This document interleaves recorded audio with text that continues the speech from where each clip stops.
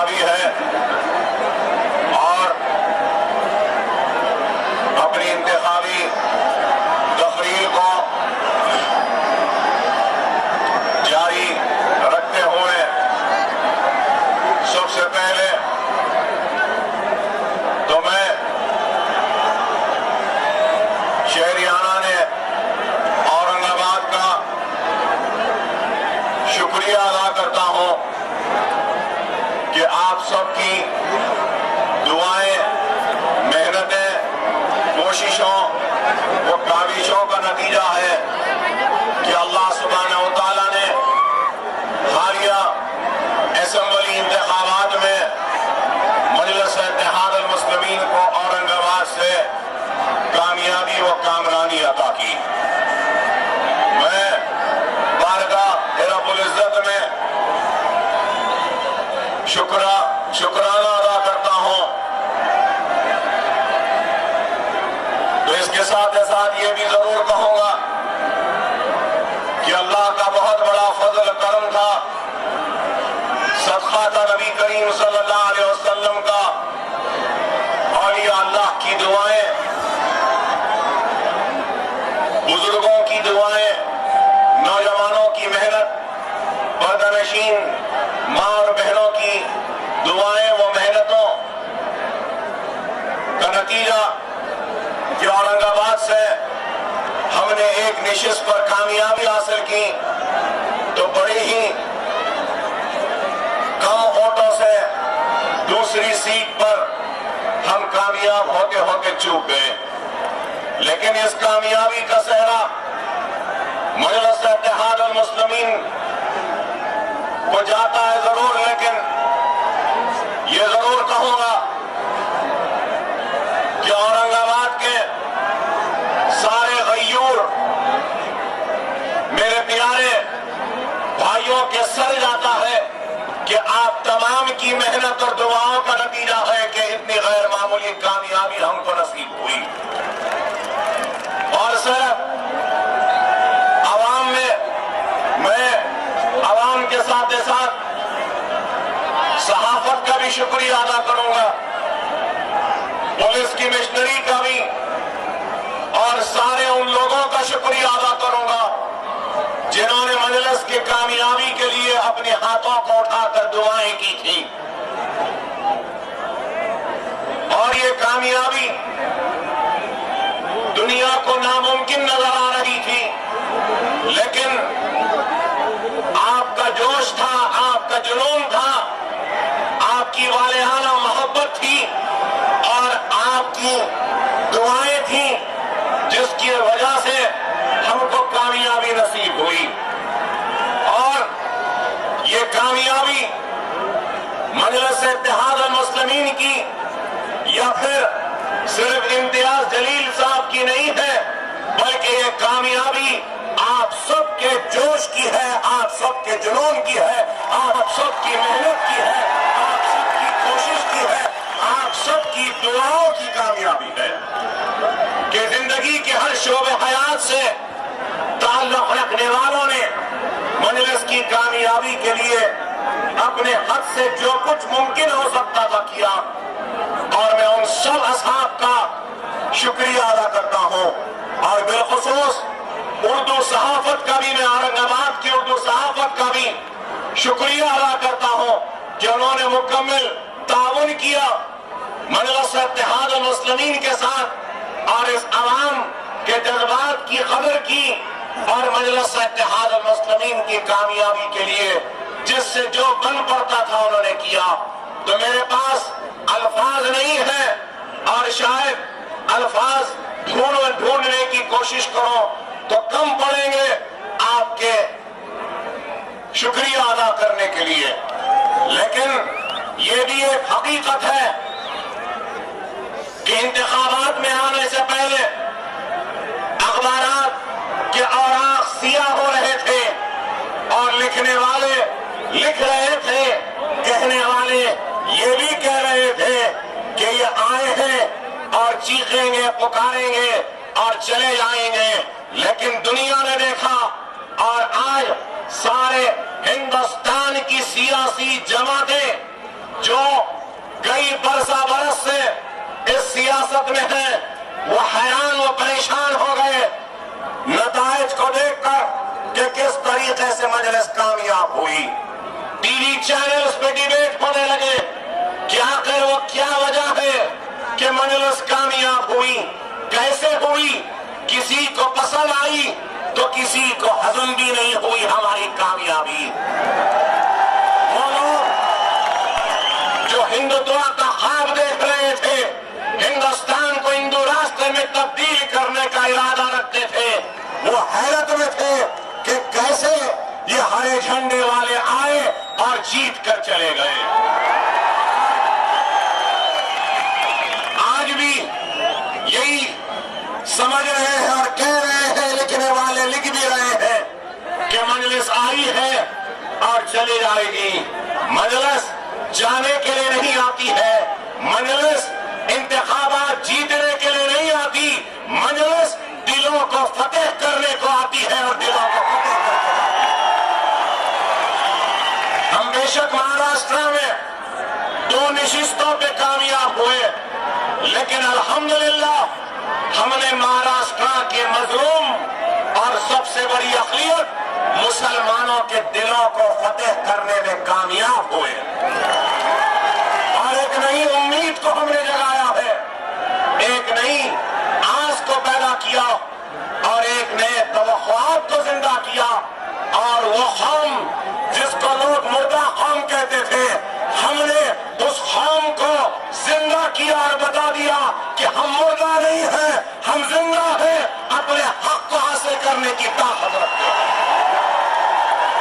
इत्तेहाद मुस्लिमीन सिर्फ ज़बानी जमा खर्च नहीं करती, बल्कि मजलिस इत्तेहाद मुस्लिमीन हकीकी मैदान में आगे बढ़ के हालात का मुकाबला करती है।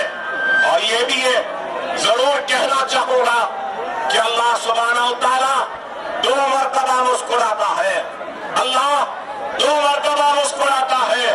एक उस वक्त जब दुनिया किसी को नीचा दिखाना चाहती है और अल्लाह किसी को ऊंचा उठाना चाहता है, तो अल्लाह उस वक्त मुस्कुराता है। दूसरी वक्त वो जब दुनिया किसी को उठाना चाहे और अल्लाह उसको झुकाना चाहे, तो उस वक्त भी अल्लाह मुस्कुराता है। और आज मैं आवाज जरूर कहूंगा कि दुनिया हमको झुकाना चाह रही थी, लेकिन अल्लाह हमको उठाना चाह रहा था और अल्लाह मुस्कुरा रहा था। और यही बात है जो लोगों को बुरी दिखती है कि मजलिस इत्तेहाद मुस्लिमीन इज़ारे हक को बयान करती है। मजलिस इत्तेहाद मुस्लिमीन या अकबरुद्दीन ओवैसी कभी इज़ारे हक से मुंह नहीं मोड़ता, वो हक बयान करता है और इज़ारे हक के लिए किसी चीज की परवाह नहीं करता, न इख्तिलार से डरता है, न किसी की ताकत के सामने झुकता है। जो हक है वो हक को अदा करता है और हक की आवाज अगर है तो मजलिस इत्तेहाद मुस्लिमीन है। दियानतदारी की आवाज है तो वह मजलिस है, ईमानदारी की आवाज है तो वह मजलिस है, मजलूम की आवाज है तो वह मजलिस है, इंसाफ की पुकार है तो वह मजलिस है, अपने हक को छीन कर हासिल करने वालों का नाम मजलिस इत्तेहाद मुस्लिमीन है। और आज मुल्क के हालात कोई ऊपर अगर आप रोशनी डाले तो ये मुल्क कहां जा रहा है।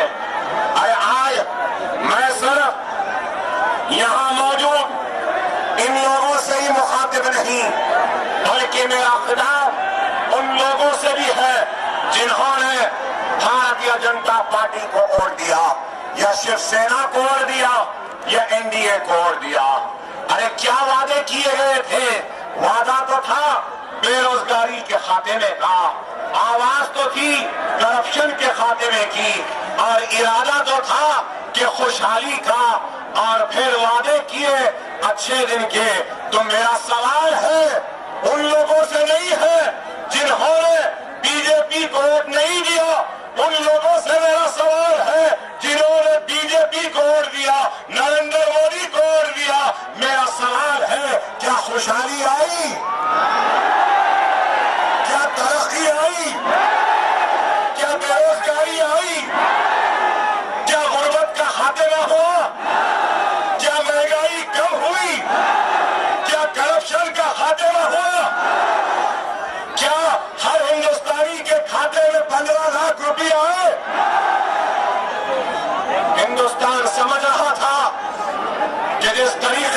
चाय वाले की किस्मत बदल गई, हिंदुस्तानियों की भी बदल गई। लेकिन अफसोस, चाय वाले की किस्मत बदल गई। सुबह से शाम तक 3 कपड़े पहनने लगा, एक लिबास 10-10 लाख का पहनने लगा, अपने सूट पर अपना नाम लिखा कर पहनने लगा, लेकिन किसी गरीब के घर में कोई खुशहाली नहीं आई। मैं पूछना चाहता हूं, हाँ, मैं अकबरुद्दीन ओवैसी जब तक जिंदा है, सांस है, हयात है, उस वक्त तक कभी भी बाबरी मस्जिद को तोड़ने वालों को वोट नहीं दे सकता।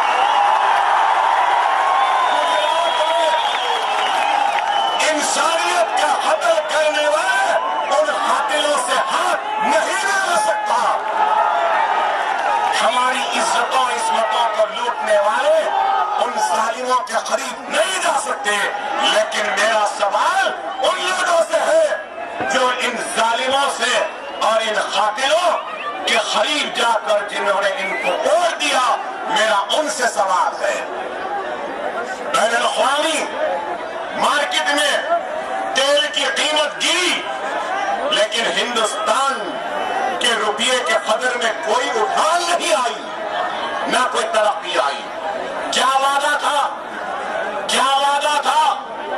1 साल में 1 करोड़ हिंदुस्तानियों को रोजगार देने का क्या बीजेपी का वादा नहीं था? कितने रोजगार दिए? सिर्फ 1 लाख कुछ 17,000 मुलाजिमतें 1 साल में दी गई। क्या ये बदलाव है? क्या ये तरक्की है? क्या ये तब्दीली है जिसके लिए वोट दिया गया? आप बताइए कि इन्होंने अगर एक खुशहाल मुल्क देने का वादा किया तो वादा तो ये दिखावे का था, लेकिन दर हकीकत हिंदू राष्ट्र बनाने का ख्वाब था। बेरोजगारी को दूर करने का नारा था, लेकिन इस नारे के पीछे अगर कुछ था तो हिंदुस्तान में रहने बसने वाले अक़लियतों को हरासा करना, परेशान करना, डराना, उनके गिरजाघरों पे, उनके मसाजिदों पे, उनके बस्तियों पे हमला करना। अगर इन्होंने कहा कि मुल्क से करप्शन का खात्मा करेंगे, नाम लिया करप्शन का, लेकिन आगाज किया घर वापसी का, लव जिहाद का, और क्या किया बताइए? आप बताओ, 1 साल होने आ रहा है, क्या हुआ है इस मुल्क में? क्या दिया है इस मुल्क को? कुछ नहीं। इख्तियार पर आए तो कहा कि हिंदुस्तानी जितने हैं वो सब राम का खून बहता है मुसलमानों की रगों में। सारे हिंदुस्तानियों को हिंदू कहा, भगवत गीता का तोहफा दिया, फिर घर वापसी की बात की, लव जिहाद की बात की, तो फिर इनकी एक वजीर मरकजी काबीना में रामजादे और दूसरे जादे कहती है मैं नहीं कहना चाहता। फिर योगी आदित्यनाथ भी यही कहता है। क्या बात कही? रोजगार की बात तो छोड़ो, 4-4 बच्चे पैदा करने की बात। आप बताइए, आज हिंदुस्तान का वजीर आजम बैनुल-अक़वामी दौरे पर जाता है तो कहता है कि हिंदुस्तान एक स्किल कंट्री बनेगा। कौन सा स्किल? कौन से स्किल डेवलपमेंट की बात कर रहे हैं? आपने क्या किया 1 साल में? क्या लव जिहाद के स्किल की बात कर रहे हैं, या घर वापसी के स्किल की बात कर रहे हैं, या गिरजा घरों पे हमले के स्किल को पैदा करने की बात कर रहे हैं, या फिर 4 बच्चे पैदा करने के स्किल की बात कर रहे हैं? कौन सा स्किल? क्या स्किल बताइए? यहां के मजमे से मेरे सवाल नहीं है, मेरे सवाल उन लोगों से है जिन्होंने बीजेपी को वोट दिया। क्या हमारी इकोनॉमी अच्छी हुई? क्या हमारे पास कोई तरक्कियाती सरगर्मियां हुई? कुछ नहीं हुआ। सिर्फ और सिर्फ अगर कुछ होता है तो क्या गिरजाघरों पे हमला, मसाजिदों पे हमला, एक्स्ट्रा सिविल कोड को नाफिज करने की बात कश्मीर के खुसूसी मौक़िफ़ को खत्म करने की बात, मुसलमानों को दिए गए दस्तूरी हुकूक को छीनने की बात, अरे जो भी बात हुई, क्या हुई? प्राइम मिनिस्टर कहते हैं कि जो मजहबी नफरत को फैलाओ हम उसको बर्दाश्त नहीं करेंगे। तो फिर गिरिराज को आपने क्यों कैबिनेट में वजीर बनाया? सवाल है। ये गिरिराज कहता है कि अगर कोई नरेंद्र मोदी के खिलाफ रहे हो तो उसको हिंदुस्तान छोड़कर जाना पड़ेगा। और आपने ऐसे भगोड़े को मिनिस्टर बनाया। अरे भगोड़ा क्यों कह रहा हूं? भगोड़ा क्यों कह रहा हूं? अरे गिरिराज जब बयान दिया था कि पाकिस्तान चले जाए मोदी के मुखालफत करने वाले, केस बुक हुआ तो ये भगोड़ा भाग गया था, छुप गया था।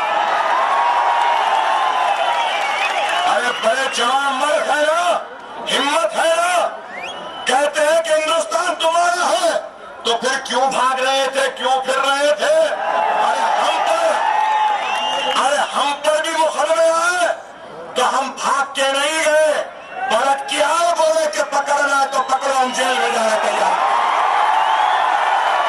अरे ये हिम्मत होती है, लेकिन ये कुछ नहीं।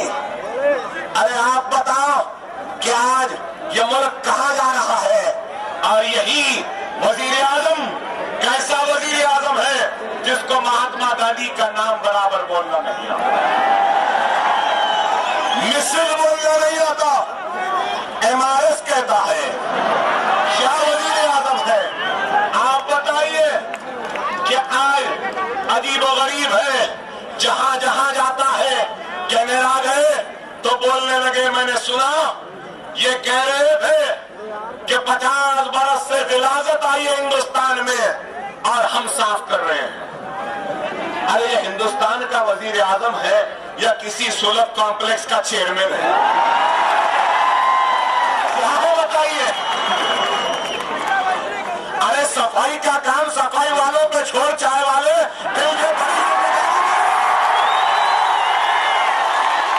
क्या बदनसीबी है? बताइए मुल्क की क्या बदनसीबी है मुल्क की? कैसे कैसे लोग कैसे कैसे हो गए, ऐसे वैसे लोग भी वैसे ऐसे हो गए। एक तरफ ये है तो दूसरी तरफ कांग्रेस है। मुझे एक शायर का शेर याद आता है, क्या क्या खूब कहा है कि हर शाख पे उल्लू बैठा है, अंजाम गुलिस्ता क्या होगा? ये आलम है। आज आप बताइए, आप गौर करिए कि मुल्क कहां जा रहा है। आज हमारी वफादारी का सर्टिफिकेट मांगने वालों, हमको देशद्रोही कहने वालों, मुल्क के गद्दार कह के हम पे मुकदमे डालने वालों, मैं तुमसे पूछना चाहता हूं, कश्मीर में तुम हुकूमत में शिराकतदार हो और हिंदुस्तान की सरजमीन पर दूसरे मुल्क का परचम लहरा रहा है और तुम हुकूमत के मजे लूट रहे हो। अरे मैं तो कहूंगा कि इस मुल्क की सबसे बड़ी अगर कोई दुश्मन ताकतें हैं तो वो मुसलमान नहीं बल्कि संघ परिवार, बीजेपी, RSS, बजरंग दल, विश्व हिंदू परिषद, RSS, ये लोग आज इस मुल्क को काट रहे हैं, तोड़ रहे हैं और आज सवालात करते हैं हमसे, हमारी वफादारी पर सर्टिफिकेट मांगते हैं, हमारी वफादारी पर सर्टिफिकेट मांगने वालों। अरे आप बताओ कि ओबामा आए, अमेरिका के सदर प्रोटोकॉल तोड़ कर गए, गले मिले, पीठ थपथपाए, जैसा बचपन का पिछड़ा यार मिल रहा है ऐसा मिल रहा है।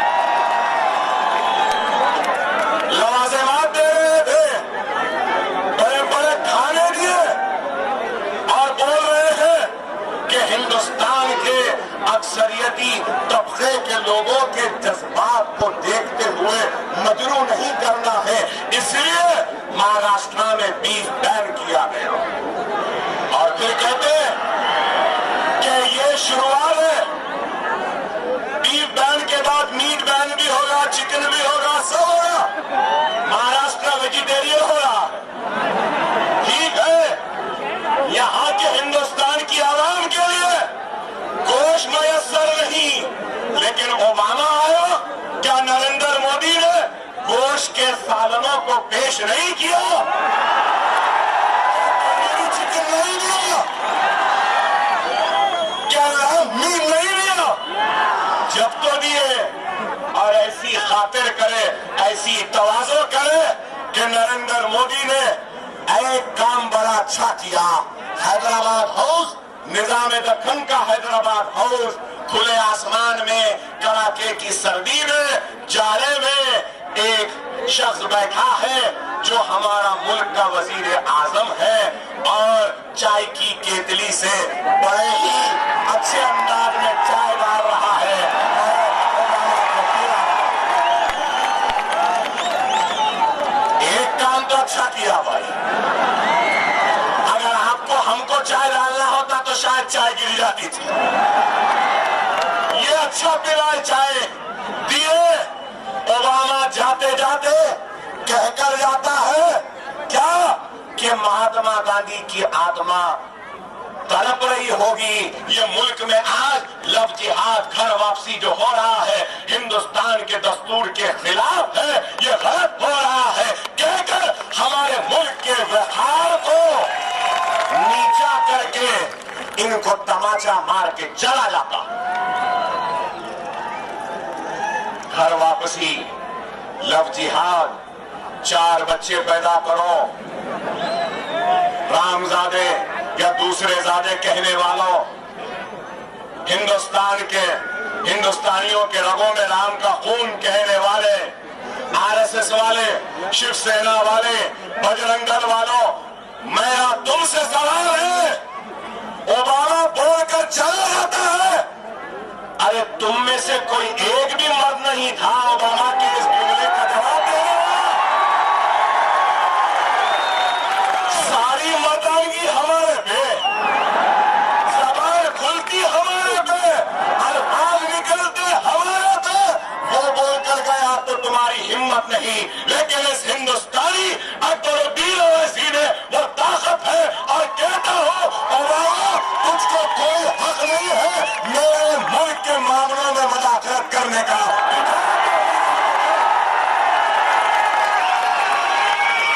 इनके पास हिम्मत नहीं है। मुल्क के व्यवहार को मुतासिर किया, हिंदुस्तान को गाली देकर चला गया, जबान नहीं खुली। इंडिया फर्स्ट कहने वाले नरेंद्र मोदी, तुझसे मेरा सवाल है ओबामा, हिंदुस्तान के ऊपर, हिंदुस्तानियों के ऊपर उंगली उठाकर बोलकर चला जाता है, तेरी जबान नहीं खुलती। टाइम मैगजीन में तेरी तारीफ करता है तो शुक्रिया अदा करता है। अरे तू अपनी जात की तारीफ पर शुक्रिया अदा कर सकता है, लेकिन मुल्क के व्यवहार पर आवाज नहीं उठा सकता। मैं कहूंगा कि तू ही मुल्क का सबसे बड़ा दुश्मन है। मैं पूछना चाहता हूं सेक्रेटरी लोगों से, वो लोग जिन्होंने बीजेपी को वोट दिया, क्या आपने ये ख्वाब देखा था? क्या आप ऐसा वजीर आजम चाहते थे जो उसकी तारीफ करे, शुक्रिया कहता है, जो मुल्क के व्यवहार को मजरू करता है तो उसको चाय पिलाता? वाह। और फिर बड़े देश अच्छे हैं, बड़े मुल्क के वफादार हैं। अरे मेरे भाई, आज कोई नहीं है इनको आईना दिखाने वाला, लेकिन आज मजलिस इत्तेहाद मुस्लिमीन अगर इसके 2 एमएलए होंगे महाराष्ट्र में और तेलंगाना में 7 होंगे, लेकिन दर हकीकत अगर नरेंद्र मोदी, हिंदुत्व ताकतें, बीजेपी, आरएसएस संघ परिवार का अगर कोई सबसे बड़ा अपोजिशन इस मुल्क में है तो वो मजलिस इत्तेहाद मुस्लिमीन है। और कौन है बताइए? कोई नहीं है। अरे आज ये लोग सिर्फ इख्तिदार पर आकर क्या करना चाहते हैं? इस मुल्क को तबाह बर्बाद करना चाहते हैं। और आज दूसरी तरफ कांग्रेस है। कांग्रेस वो कांग्रेस जो हिंदुस्तान में 50 बरस से ज्यादा इख्तिदार पर बैठी रही, तो क्या किया क्या दिया इस मुल्क की सबसे बड़ी अक़लियत को, मेरा सवाल है। 50 बरस कांग्रेस के दौर, ये कांग्रेस एनसीपी का महाराष्ट्र का इख्तिदार क्या दिया, मैं पूछना चाहता हूं। आज सिर्फ बातें करते हैं, कहते हैं कि मजलिस इत्तेहादुल मुस्लिमीन सेकुलरिज्म को कमजोर कर रही है या सेकुलर वोट की तकसीम के लिए आई है। अरे तुम्हारी नाइंसाफी, तुम्हारी अदम तवज्जो जिम्मेदार है मजलिस के यहां तक आने के लिए। अगर तुमने अक़लियतों के साथ इंसाफ किया होता, उनको उनका हक दिया होता, श्री कृष्णा कमेटी में जिन मुजरिमीन की निशानदेही की गई थी उनको सजा दी होती, महमूद रहमान कमेटी पर अमलावारी करते, सच्चर कमेटी पे अमलावारी करते, हमारी आखाफी जायदादों का तहफ़्फ़ुज़ करते, अक़लियतों के बजट को बढ़ाते, तो क्या हम यहां आते? आप बताइए। 1.5 करोड़ की आबादी है अक़लियतों की, मुसलमानों की रियासत महाराष्ट्र में, और महाराष्ट्र का कांग्रेस के दौर का बजट कितना? 300 चिल्लर, 500 करोड़ का ऐलान किया, रिलीज 300 किया। और आप बताइए, मैं जिस रियासत से आया हूं तेलंगाना, वहां अक़लियतों की आबादी कितनी है? वहां अक़लियतों की आबादी 50 लाख है। और फिर बजट कितना है अक़लियतों का तेलंगाना में? 1100 करोड़ 50 लाख के लिए,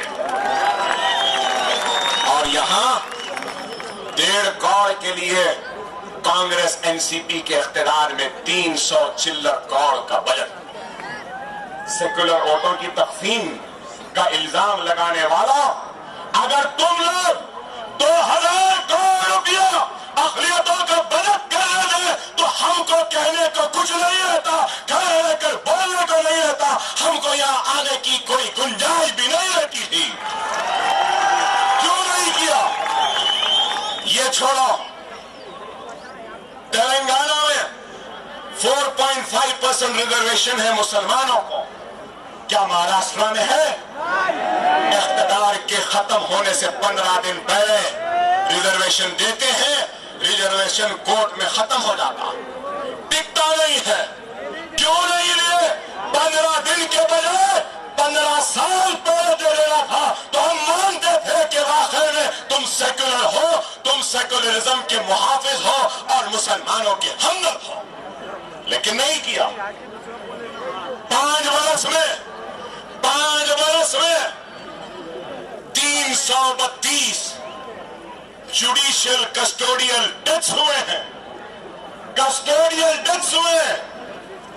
और फिर महाराष्ट्र में ग्रेजुएट होने वाले बच्चों का परसेंटेज कितना है? 2%। मैट्रिकुलेट तक आने वालों का परसेंट लेस देन 20% है। स्कूल जाने वाले हमारे बच्चे जो हैं उनका परसेंटेज 40% है। मेडिकल में सिर्फ 2 आते हैं मुसलमान साल में, आईपीएस में, आईएएस आईएफएस में सिर्फ 2 मुसलमान, वो भी सिर्फ आईएफएस में है, आईपीएस में 1 है। बताओ क्या ये काम, क्या तुमने काम किया? आज आप बताइए कि आज ये सवाल हर जेल में अगर 100 कैदी है तो उन 100 में 7 कैदी मुसलमान हैं। क्या ये बात गलत है? आप बताइए कि आज ये कांग्रेस के पास हमारे सवालात का जवाब नहीं है, इनके पास जवाब नहीं है, बस तनकीद करना, मजलिस पे इल्जाम लगाना, सेकुलर वोटों की तकसीम को आए, ऐसा करने आए, वैसा करने आए। अरे हम कुछ भी करने नहीं आए हैं, हम हमारे हक को हासिल करने आए हैं, हम अपना इंसाफ मांगने आए हैं। हम बेवा की तरह बेवा की तरह मेरा सुहाग उजड़ गया, सुहाग उजड़ गया कह के फरियाद करने को नहीं आए हैं। कोई हमको हमारा हक देता है तो दे दे, हम ले लेंगे। अगर नहीं देता है तो हमको छीनने की ताकत भी है। हम अपने हक को छीन कर हासिल करेंगे। आप बताइए, महमूदुर रहमान कमेटी ने एक बात कही कि महाराष्ट्र में करीब 35 लाख मुसलमानों के पास राशन कार्ड भी नहीं। महमूदुर रहमान की कमेटी ने यह भी कहा कि मुस्लिम बस्तियों में बसेस भी नहीं है, बसेस तो छोड़ो बस स्टैंड भी नहीं है। महमूदुर रहमान की कमेटी ने कहा कि महाराष्ट्र का मुसलमान 75% से ज्यादा मुसलमान गरीबी की सतह के नीचे की जिंदगी गुजार रहा। महाराष्ट्र के सिर्फ 10% मुसलमानों के पास जाती घर है। बैंक से कर्ज दिया जाता है, उसमें मुसलमानों का परसेंटेज लेस देन 10% है। महमूदुर रहमान कमेटी ने कहा, एक कांग्रेस के गुलामों, मेरा तुमसे सवाल है, क्या तुम्हारे पास मेरे सवालों का जवाब है? अरे हम पर इल्जाम लगाते हो कि हम आज इनकी बी टीम है, उनकी बी टीम है। हम किसी की भी बी टीम नहीं है भाई, ये हिंदुस्तान के मीम की टीम है।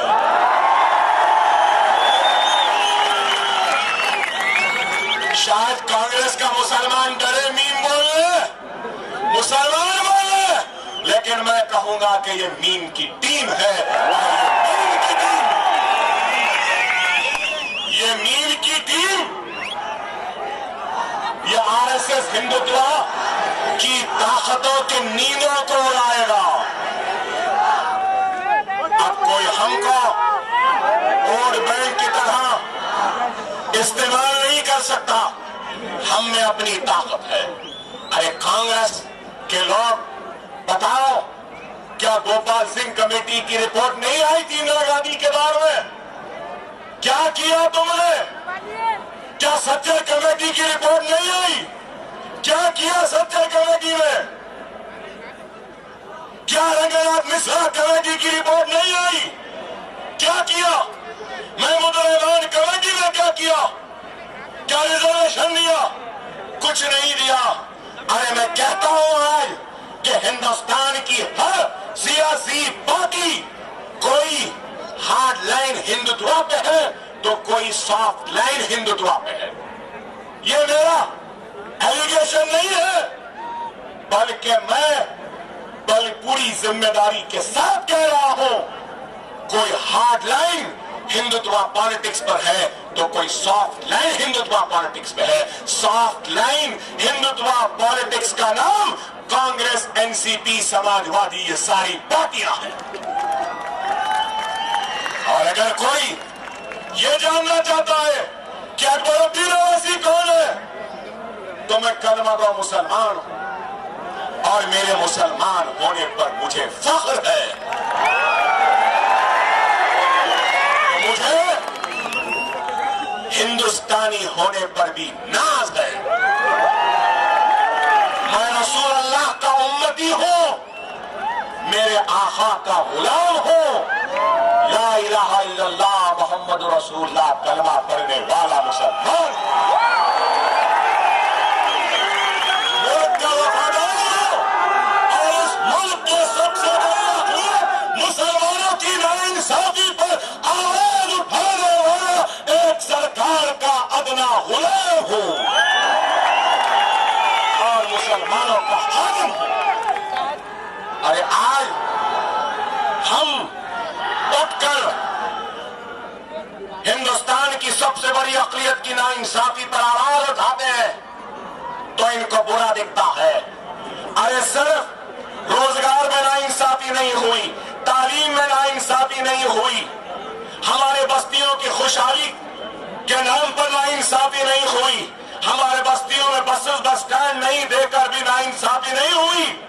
अरे इस मुल्क के आजादी के 60 बरस के तवील सफर में 55,000 फिसादात के जरिए हमारा कत्ल किया गया, हमको लूटा गया, हमको काटा गया, हमको जलाया गया। ऐ कांग्रेस के गुलामों, मेरा सवाल है, तुम कहां थे जब भिवंडी जल रहा था? तुम कहां थे जब जमशेदपुर जल रहा था? तुम कहां थे जब राजगीर जल रहा था? तुम कहां थे जब अहमदाबाद जल रहा था? तुम कहां थे जब अजमेर जल रहा था? तुम कहां थे जब बंबई जल रहा था? तुम कहां थे जब हैदराबाद जल रहा था? अरे बताओ, मेरा सवाल है, तुम कहां थे जब मुजफ्फरनगर में मासूम हिंदुस्तानी मुसलमानों की इज्जतें इस्मतें लुट रही थी? अरे कांग्रेस, एहसान जाफरी तुम्हारे पार्टी के एक्सएमए जब उनकी जान जा रही थी, तो कांग्रेस के गुलामों, तुम लोग कहां थे? मेरा सवाल है।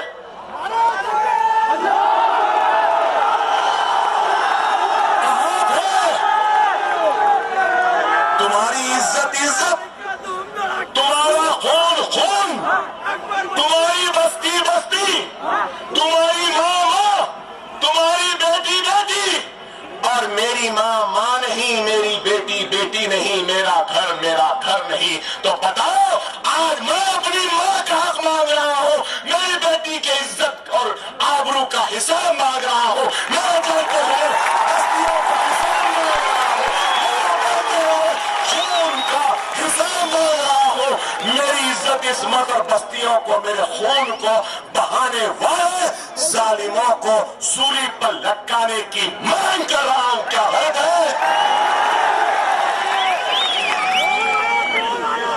बताओ। हम अपना हक मांगते हैं तो तुमको बुरा दिखता है। 15 बरस इख्तिदार में रहे महाराष्ट्र में कांग्रेस के गुलामों, सेकुलरिज्म के मुहाफिजों, सेकुलरिज्म के नाम पर इख्तिदार के कुर्सियों पर बैठने वाले ऐ जालिमों, मेरा तुमसे सवाल है, श्री कृष्णा कमेटी की रिपोर्ट को 15 बरस में महाराष्ट्र की असेंबली में टेबल क्यों नहीं किया? उस पर अमलावारी क्यों नहीं की? मेरा सवाल। श्री कृष्णा कमेटी में जिन लोगों की निशानदेही की गई थी, उन लोगों को सजा क्यों नहीं दी? जो लोग कहते हैं कि फिसादात में हमारा हाथ नहीं था, हमारा पैर था, जो लोग कहते हैं कि मुसलमानों के वोटों के हक को छीन लेना चाहिए, जो लोग कहते हैं कि जबरी नसबंदी कर देना चाहिए, जिन लोगों को इंतखाबात में लड़ने से रोका गया, वोट डालने से भी रोका गया, उन लोगों के मरने के बाद सरकारी एजाजात के साथ आखिरी रसूमात अंजाम दिए जाते। वाह, आप नहीं समझे मैं किसके बारे में कह रहा हूं? नहीं समझे? महाराष्ट्र के कागज के शेर जो सिर्फ महाराष्ट्र में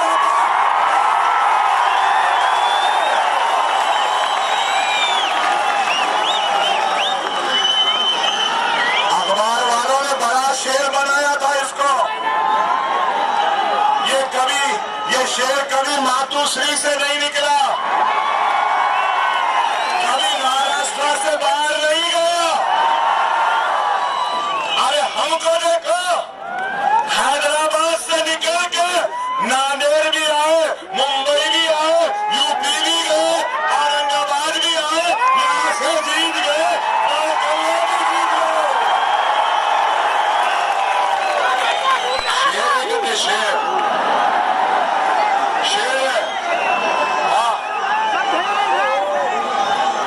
कभी शेर को हैदराबाद का रुख करते हुए नहीं देखे।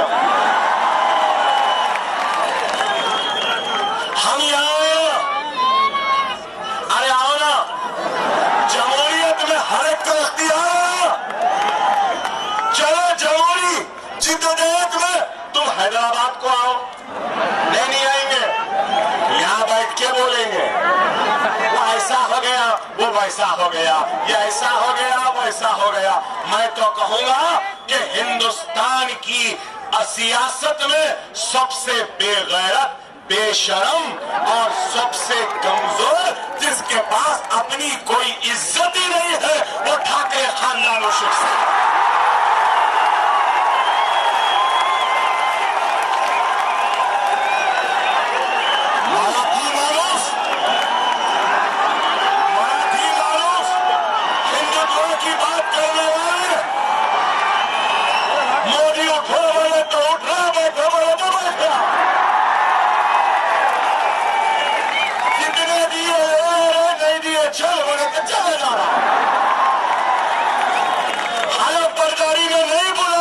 शरीक हयात के साथ पहुंच जाता है। इनका आदमी सुबह 7 बजे बीजेपी का रुकन बन जाता है, 10 बजे रेलवे का मिनिस्टर बन जाता है। क्या बेशर्मी में है ये? मुझे समझ में नहीं आता है। सारी मर्दानगी हमारे पे। अरे मर्द बनो, जाओ,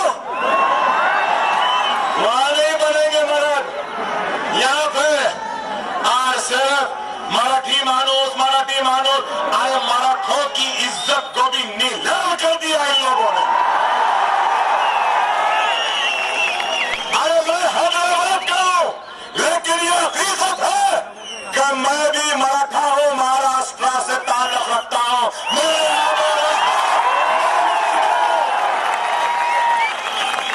हम नांदेड़ के रहने वाले, नांदेड़ के रहने वाले हम। और आज पूछते महाराष्ट्र आए हैं, महाराष्ट्र आए हैं तो घर आए हैं दीवाने। घर छोड़कर नहीं, घर आए हैं और ललकार आए हैं। और आज ये लोग बातें करते बड़ी बड़ी, कहते कि इनका वोट का हक छीन लो, जबरी नसबंदी कर लो। अरे हार और जीत तो अल्लाह के हाथ है, लेकिन हमने मातोश्री पर जाके दस्तक दे के खटका मार कर आए हैं। हम बांद्रा जीतो या नहीं जीतो, लेकिन हमने अपनी हैसियत बताई है, अपनी ताकत बताई है, बताया है कि तुम्हारी ताकत और कांग्रेस की दौलत के बहाव के बावजूद भी ऐसे गयूर हैं वहां के मुसलमान जिनको ना पैसा खरीद सकता है, ना तुम्हारी ताकत डरा सकती है। मैं सलाम करता हूं बांद्रा के मेरे भाइयों को, जिन्होंने हमारे हक में अपने वोटों का इस्तेमाल किया। हम हार कर भी जीते हैं। जितने वार्ड, 3 वार्ड अक़लियतों के अक्सरियत के, उन 3 वार्ड में मजलिस की अक्सरियत आई है। आज औरंगाबाद में बल्दी इंतखाबात है, तो इस बल्दी इंतखाबात में इंशाअल्लाह औरंगाबाद के इस बल्दिया पे 25 साल से जो झंडा है ना, अब वो हटेगा और हरा झंडा लहराएगा इंशाअल्लाह। हरा झंडा लहराएगा। लेकिन याद रखो मेरे भाई, जमहूरियत में अगर सबसे बड़ी ताकत है तो अपने नुमाइंदों के कामयाबी की ताकत। जमहूरियत में आवाम के मुंतखब होने मायने रखता है। अगर आज कोई ये कहे कि औरंगाबाद के आम खास मैदान में 1 लाख का मजमा था, लेकिन याद रखो अगर 1 लाख का मजमा है, अकबरुद्दीन ओवैसी तकरीर करेगा और जो शीरी तकरीर करेगा आप नारे लगाएंगे, और जो शीरी तकरीर करूंगा मेरे हलक से खून निकलेगा, और जज्बाती बातें तहरीर करूंगा आप नारे लगाएंगे। लेकिन उसके बाद में क्या होगा? उसके बाद में यही होगा कि पुलिस की बेचैन गोलियां हमारे सीनों में दाग दी जाएगी। अरे समझो मेरी बात को, ये आवाज आम खास मैदान में है तो इस मैदान के इस कोने से उस कोने तक जाएगी, इस कोने से उस कोने तक जाएगी, वहां तक जाएगी, लेकिन एक फासले के बाद ये आवाज दम तोड़ देगी। लेकिन यही आवाज अगर ऐवान असम्बली, ऐवान बल्दिया, ऐवान पार्लियामेंट में गूंजेगी तो कोई हम पर गोली नहीं चलाएगा, बल्कि इस आवाज से सारा हिंदुस्तान उठेगा। ये फर्क है, समझो मेरी इस बात को, समझो मेरी इस बात को। हिंदुस्तान में अगर तुम्हारे पास सबसे बड़ी अगर कोई ताकत है तो वो तुम्हारा इत्तेहाद है, और उसके बाद अगर कोई ताकत है तो वो तुम्हारा वोट है। अगर तुम्हारे सफों में इत्तेहाद नहीं तो फिर तुम्हारे वजूद को कोई तस्लीम नहीं करेगा। आज गौर करो, यादव की तादाद कितनी है इस मुल्क में? रेड्डियों की तादाद कितनी है मुल्क में? पाटिलों की तादाद कितनी है मुल्क में? लिंगायत की तादाद कितनी है इस मुल्क में? लेकिन इनकी आवाज है और हमारी आवाज नहीं है। हमारी आवाज है तो सिर्फ आम खास मैदानों में है, या फिर बैंड्रा की गलियों में है, या फिर हैदराबाद की गलियों में है। नहीं, अब इन आवाजों को पार्लियामेंट तक पहुंचाओ, इस आवाज, इस इत्तेहाद, इस ताकत को असेंबलियों तक पहुंचाओ, इस आवाज, इस ताकत को बल्दियों तक पहुंचाओ।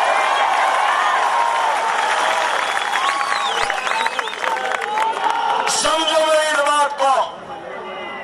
अगर हम नहीं समझेंगे, सिर्फ सुनेंगे, चले जाएंगे, जाने के बाद कहेंगे वाह अकबर भाई की क्या तकरीर थी भाई में। नहीं, अकबरुद्दीन ओवैसी अपनी तकरीर के तारीफ या उसके दाद को हासिल करने के लिए शहर औरंगाबाद के मेरे प्यारे भाइयों के दरमियान में नहीं आया। अकबरुद्दीन ओवैसी बीजेपी और सेना के परचम की बुलंदी को नीचे गिराकर हरा झंडा को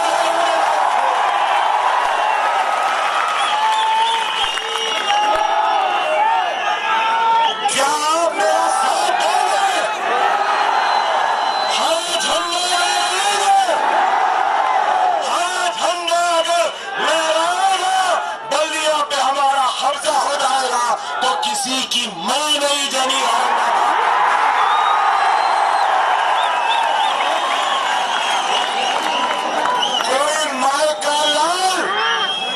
कोई माँ का लाल औरंगाबाद का नाम बदलने की सोच,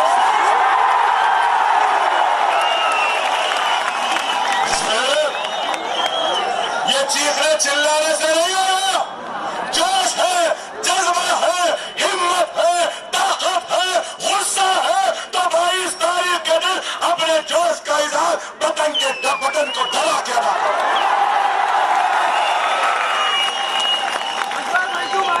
कहीं ऐसा ना हो कि दुनिया ये बोले हाँ अकबरुद्दीन ओवैसी जिस तरीके से फिल्मों में शाहरुख है,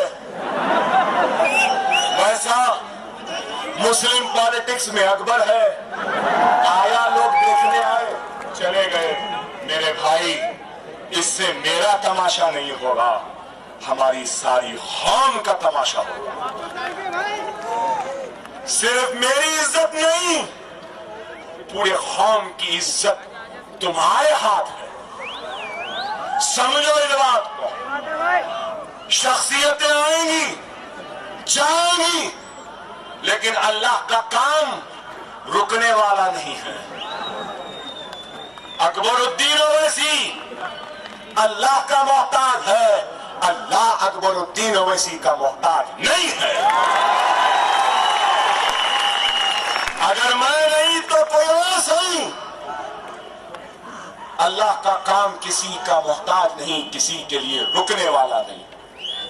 खुदा ना समझो मेरे भाई, मजलिस इत्तेहाद मुस्लिमीन सिर्फ ज़बानी जमा खर्च नहीं करती, मजलिस इत्तेहाद मुस्लिमीन अमल करती है, अमली काम करती है। आज अकबरुद्दीन ओवैसी सिर्फ तकरीर नहीं करता, मेरे हल्के में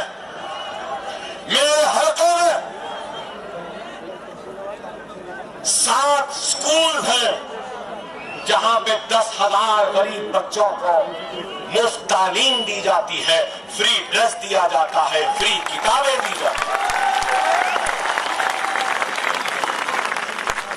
और हम ये काम सिर्फ हैदराबाद में नहीं, महाराष्ट्र के सदर नांदेड़ के जिम्मेदार मोइन साहब यहां बैठे, पूछ लो, जाकर देख लो, नांदेड़ में हमारे 10 स्कूल चलते हैं। कितने? 10 स्कूल चलते हैं। हेल्थ सेंटर भी चलता है और 1.5 एकड़ जमीन हमने खरीदी है नांदेड़ में, जहां पे school, junior college, degree college और हेल्थ सेंटर बनाएंगे हम। और फिर यही नहीं, यहां से 60 या 70 किलोमीटर के फासले पर मालेगांव है।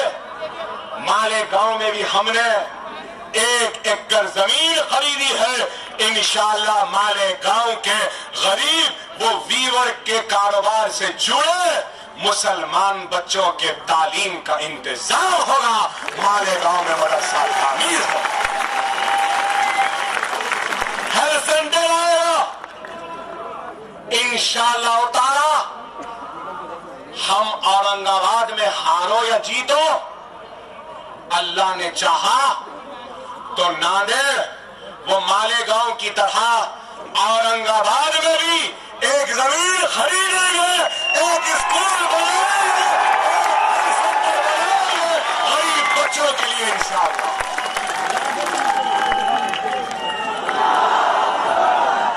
सिर्फ एक नहीं, अल्लाह ने चाहा तो 1 से ज्यादा बनाए इंशाअल्लाह ताला।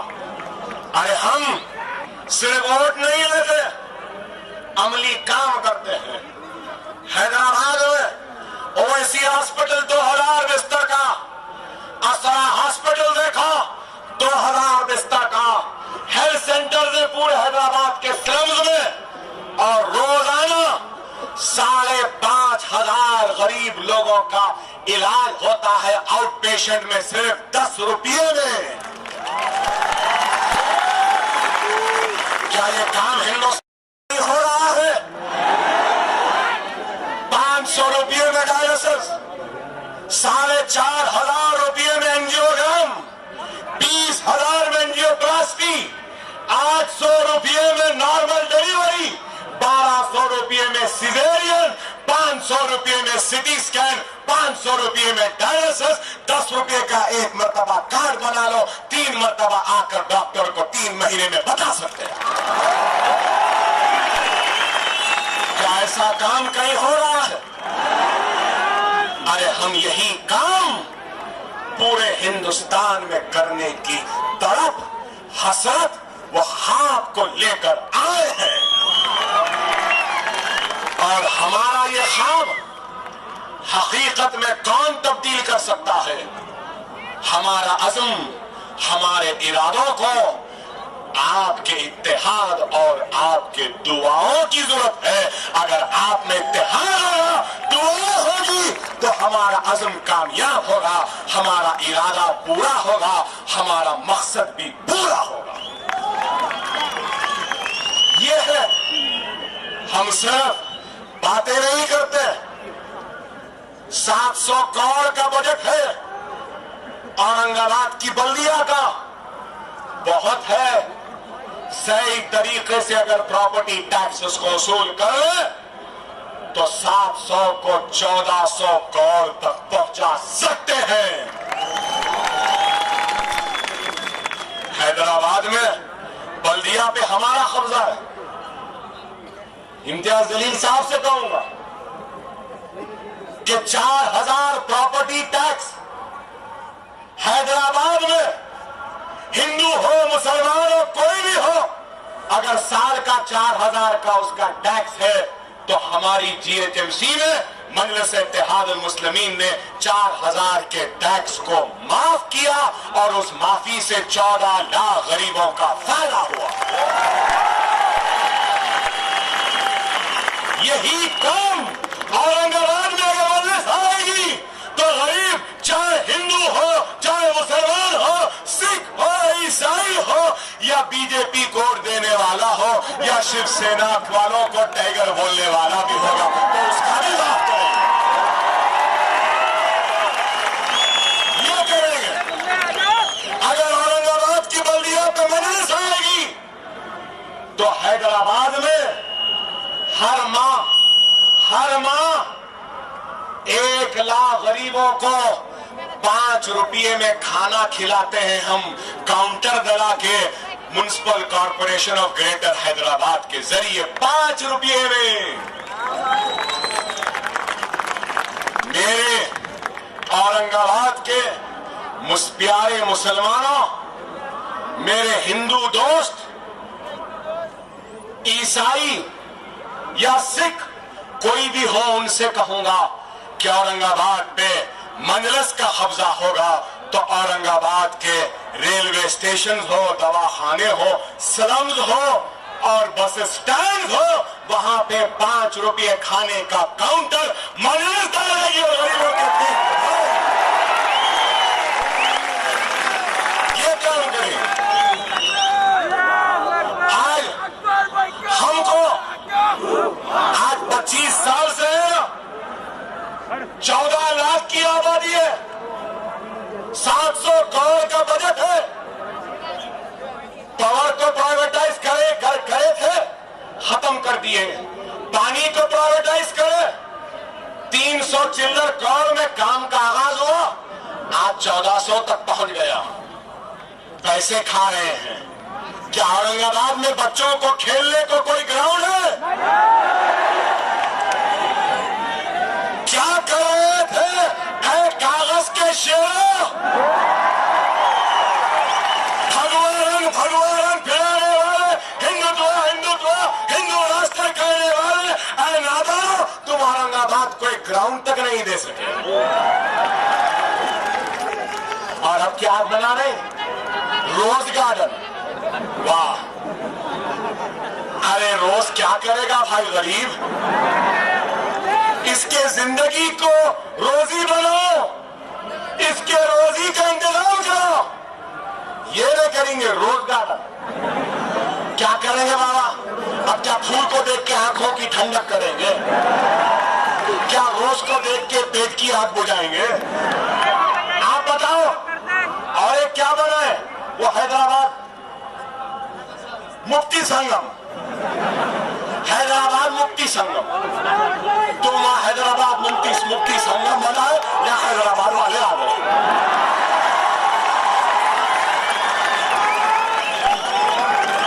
क्या मुक्ति संगम बना है भाई? मुक्त कराना चाहे आ गए ये लोग, करोड़ों रुपया वहां लगा दिए। क्या होगा भाई? क्या होने वाला है? मुक्ति संगम से क्या गुर्बत से मुक्ति होगी? इफलासी से मुक्ति होगी? क्या भूख से मुक्ति होगी? क्या प्यास से मुक्ति होगी? क्या जो बिजली नहीं है उससे मुक्ति होगी? खरीफ सड़कों से मुक्ति होगी? बहते हुए ड्रेनेज ओपन नालों से मुक्ति होगी? क्या होगी बताइए? ये लोग कुछ नहीं करेंगे। मजलिस आएगी तो इंशाअल्लाह औरंगाबाद से इनको मुक्ति मिल जाएगी, इनसे मिल जाएगी।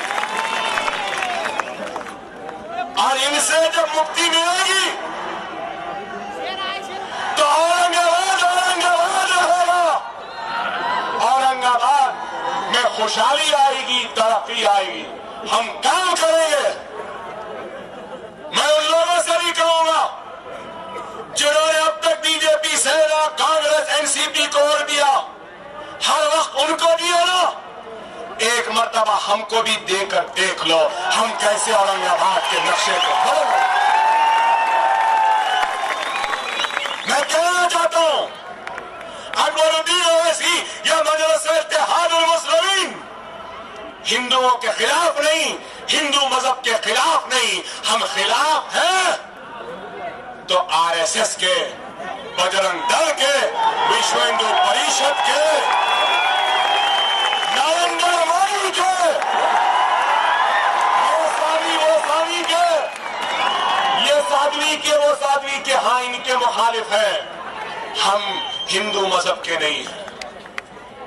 आज आप गौर करिए कि औरंगाबाद, मैं कहूंगा अजंता एलोरा है, टूरिज्म है, इतने 1400 बुजुर्गाने दी है, इतना टूरिज्म है, आज इतना टूरिज्म आ रहा है, क्या बताइए। हमारे पास एक चार मीनार है तो रोजाना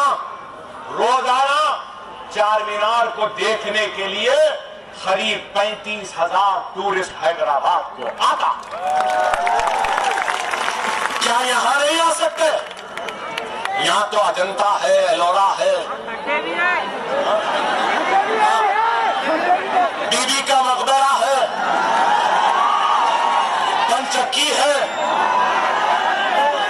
दौलताबाद है, खुलदाबाद है,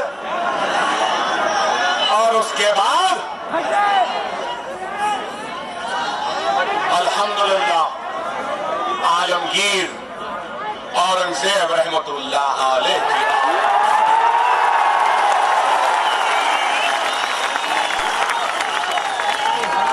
कोई किसी को भी मान ले, कोई किसी को भी कहे, मगर मैं तो कहूंगा कि हिंदुस्तान का सबसे बड़ा मुजाहिद औरंगजेब रहमतुल्लाह अलैह।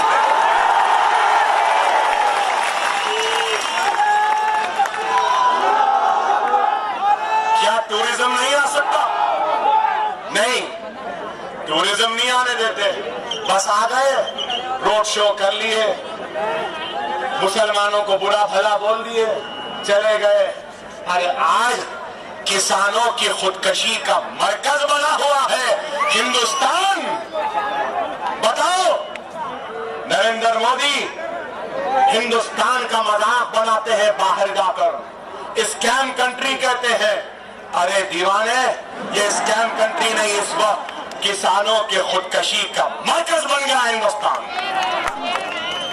सेना बीजेपी को फिक्र है मंजलिस की, मंजलिस पूरे आसाम पे सवार है। ठाकरे के घर वाले रात में सो रहे हैं तो बेदार घबरा के उड़ जा रहे हैं और पूछ रहे अरे क्यों था, तो नहीं अकबर आ गया, असद आ गया।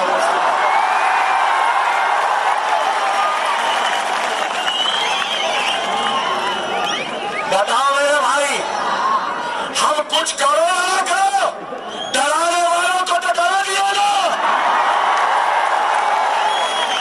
जो सबको डराते थे हमसे डरने लगे।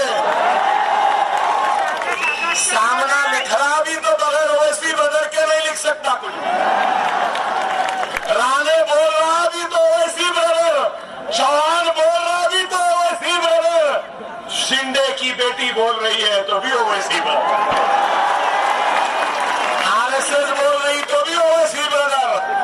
हाँ, तुम 200 चिल्लर है, लेकिन अल्हम्दुलिल्लाह ये 2 ओवैसी ब्रदर उन सब पे भारी है। इब्तिदा इश्क है मोदी, अभी तो शुरू हुआ हो, आगे आगे देखो क्या। लोग बोले मोदी आ गया, क्या होगा क्या होगा। अरे इस देश से एक नहीं 1000 मोदी भी आए तो हमारा बाल बिगा नहीं कर सकते। हमारा रहेगा, किसी की मां नहीं जनी हमको इस मुल्क से।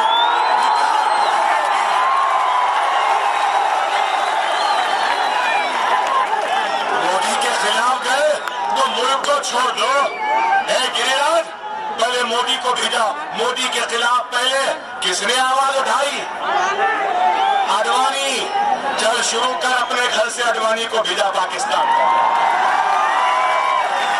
अरे हमको जाओ, क्यों जाओ?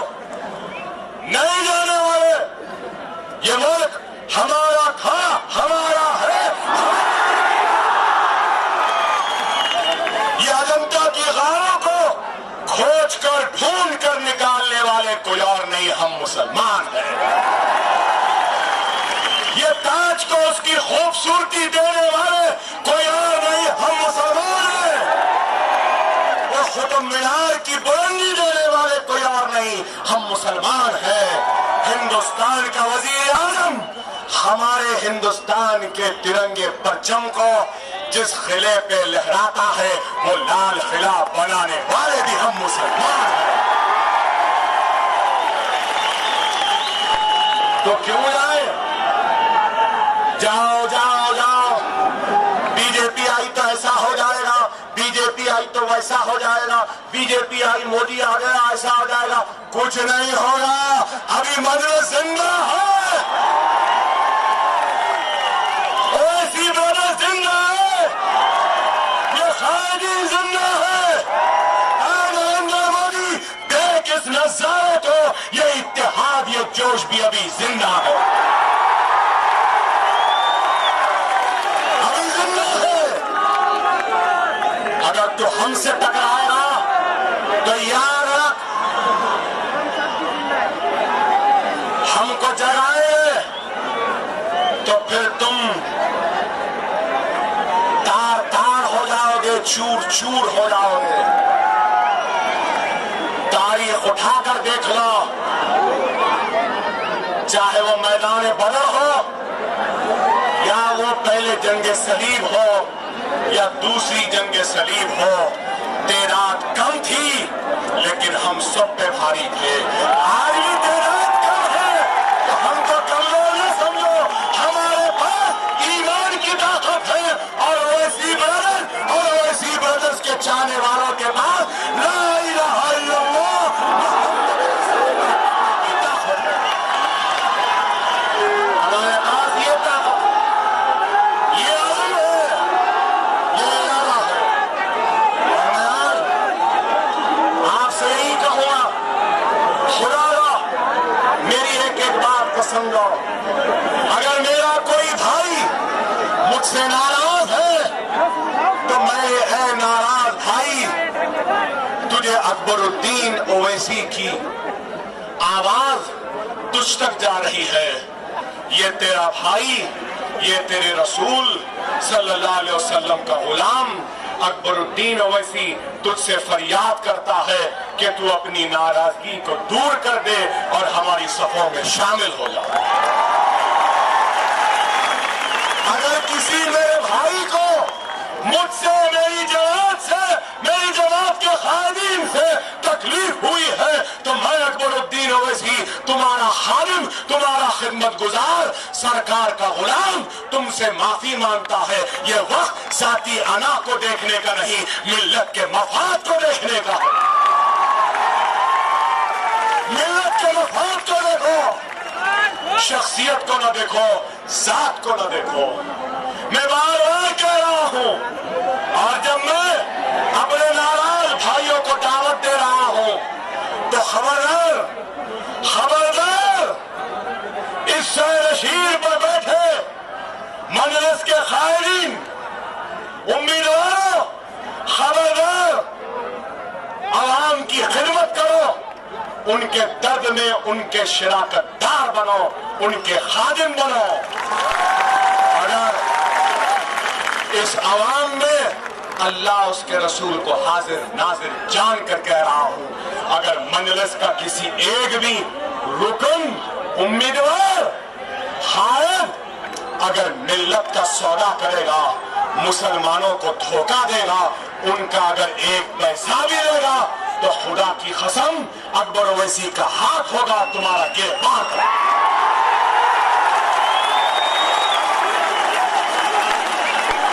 अकबरुद्दीन ओवैसी किसी बेईमान को नहीं बख्शेगा। अगर अकबरुद्दीन ओवैसी हिंदुस्तान के वजीर आजम को ललकार सकता है तो तुम्हारे भी दामन के तारों को लौट सकता है। मेरे प्यारे भाइयों, शख्सियतों को न देखो, जमात को देखो, इत्तेहाद को देखो, इस हरे परचम को देखो। यही होगा जो हमको खुशहाली की सिमत में आगे ले जाएगा। खैर, बोलना बहुत है, वक्त कम है। अल्लाह से दुआ करता हूं कि अल्लाह सुब्हानहू तआला, ऐ अल्लाह, ऐ अल्लाह, ऐ अल्लाह, हम मुसीबत ज़दा है ऐ मौला, हम परेशान हाल है मौला, हम लुटे हुए हैं मौला। ऐ अल्लाह, ऐ अल्लाह, तुझे वास्ता रसूलुल्लाह सल्लल्लाहु अलैहि वसल्लम का, तुझे वास्ता खुलफाए राशिदीन का, ऐ अल्लाह तुझे वास्ता शोहदाए करबला का, ऐ अल्लाह तुझे वास्ता औलिया अल्लाह का, ऐ अल्लाह, ऐ अल्लाह, ऐ अल्लाह, हिंदुस्तान में रहने बसने वाले मुसलमानों की इज्जतों की हिफाजत फरमा दे। ऐ अल्लाह हमारी इज्जतों की हिफाजत फरमा दे, हमारी आबरूओं की हिफाजत फरमा दे, हमारे बस्तियों की हिफाजत फरमा दे, हमारे माँ और बहनों की आबरूओं की हिफाजत फरमा दे, हमारे नौजवानों के मुस्तकबिल को संवार दे। ऐ अल्लाह, ऐ अल्लाह, ऐ अल्लाह, 50 बरस से हम लुट रहे हैं, कभी गुजरात के नाम पे, कभी अहमदाबाद के नाम पे, कभी हैदराबाद के नाम पे, कभी औरंगाबाद के नाम पे, कभी हाशिमपुरा के नाम पे, कभी मलियाबाद के नाम पे, ऐ मौला, कभी मुजफ्फरनगर के नाम पे। ऐ मौला, ऐ मौला, इस तबाही और बर्बादी को रोक दे। ऐ अल्लाह हमारे दुश्मनों को कमजोर कर दे, हमारे दुश्मनों को कमजोर कर दे। ऐ अल्लाह हम गुनहगार हैं, ऐ अल्लाह हम गुनहगार हैं, हम अपनी गुनाहों से तौबा करते हैं, तो अपने गुनाहों को माफ फरमा दे। ऐ अल्लाह तू हमारे गुनाहों को माफ फरमा दे। ऐ अल्लाह हमारे मरहूमीन को जन्नत में आला मुकाम अता फरमा। ऐ अल्लाह हमारे पास जो हमारे भाई बहन माँ बाप हमारे बुजुर्ग जो बीमार है, इनको सेहत कामिला अता फरमा। ऐ अल्लाह हमारे भाई जो मखरूस है, इनके खर्जों को दूर फरमा। ऐ अल्लाह हमारे बच्चे जो 10th के 12th के ग्रेजुएशन के एंट्रेंसेस के इम्तिहानात लिखे हैं, ऐ मौला इनके इम्तिहानात में इनको कामयाबी और कामरानी अता फरमा, कामयाबी और कामरानी अता फरमा। ऐ अल्लाह हमारी बहनें जो घरों में बैठी हैं, जिनकी शादियां नहीं हुई हैं, ऐ अल्लाह इनके शादियां करवा दे, इनके शादियां करवा दे। ऐ अल्लाह, ऐ अल्लाह हमारे मुल्क इस इंडिया को संघ परिवार बीजेपी आरएसएस और इन फिरका परस्त ताकतों के मंसूबों और इरादों से महफूज रख। ऐ अल्लाह हमारे मुल्क को हमारे पड़ोसियों के शर व फितने से महफूज रख। ऐ अल्लाह हमारे मुल्क को तरक्की दे, कामयाबी दे। ऐ अल्लाह, ऐ अल्लाह इस औरंगाबाद के इलेक्शन में ये गरीब तेरे नाम लेवा आए हैं, तेरे हबीब के उम्मती आए हैं। ऐ मौला तू तेरे अपने हबीब के उम्मतियों की इज्जतों की लाज रख ले। ऐ मौला तू अपने हबीब के उम्मतियों की इज्जतों की लाज रख ले। ऐ अल्लाह औरंगाबाद के नाम को कायम और बाकी रखने का हमारा जो इरादा है, हमारी जो ख्वाहिश है, हमारी जो ताकत को लेकर हम आगे बढ़ रहे हैं, ऐ अल्लाह इस इरादे में हमको कामयाबी और कामरानी अता फरमा। ऐ अल्लाह औरंगाबाद के नाम को औरंगाबाद ही कायम रख और इसके कायम के लिए मजलिस से तू जो चाहे काम ले ले। ऐ मौला मजलिस इत्तेहादुल मुस्लिमीन के वो सारे भाई जिनकी मेहनत, जिनकी कोशिशों, काविशों, दुआओं की वजह से मजलिस औरंगाबाद में जीती है और आज वो किसी वजह से नाराज है, तो ऐ अल्लाह उनके नाराजगियों को दूर फरमा दे, उनके नाराजगियों को दूर फरमा दे, उनके दिलों में हमारे लिए मोहब्बत को पैदा कर दे और हमारे दिल में उनके लिए मोहब्बत को पैदा कर दे, उनको दोबारा हमारे सफों में शामिल कर दे, हम सबको नेक बना दे, हमको नमाजों का पाबंद बना दे, हमको कुरान को तर्जुमे से पढ़ने की हिदायत हिदायत अता फरमा। ऐ अल्लाह हमको सुन्नत रसूलुल्लाह पे अमल पैरा होने की हिदायत अता फरमा। ऐ अल्लाह जितने उम्मीदवार मजलिस के है मौला, इनसे तो दियानतदारी से काम लेने की हिदायत अता फरमा। तेरी राह में जद्दोजहद करने की ताकत अता फरमा। तेरी राह में मरने मिटने की ऐ अल्लाह तो इनको वो जामे शहादत नौश फरमाने की तौफीक व हिदायत व मौका अता फरमा। ऐ अल्लाह मजलिस इत्तेहादुल मुस्लिमीन की हिफाजत फरमा। ऐ अल्लाह मजलिस की हिफाजत फरमा। ऐ अल्लाह हमारे ऊपर दुश्मन है, ऐ अल्लाह हमारे ऊपर मुकदमात है, ऐ मौला इन मुकदमातों में से हमको बाइज्जत बरी फरमा दे। ऐ अल्लाह हमको परेशानियों से दूर फरमा। ऐ अल्लाह हमारी क़यादत की हिफाजत फरमा, हमारी जमात की हिफाजत फरमा।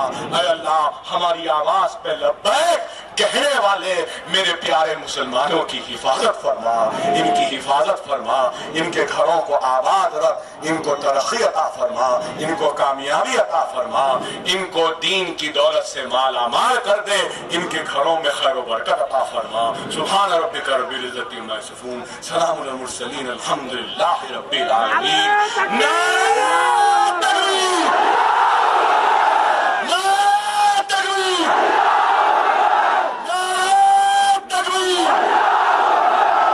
कागज के शेर तक जाना है भाई,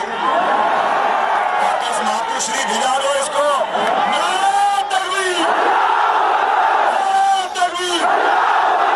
मजलिस इत्तेहादुल मुस्लिमीन, मजलिस इत्तेहादुल मुस्लिमीन, इंशाअल्लाह ताला कामयाबी और कामरानी हमारी होगी।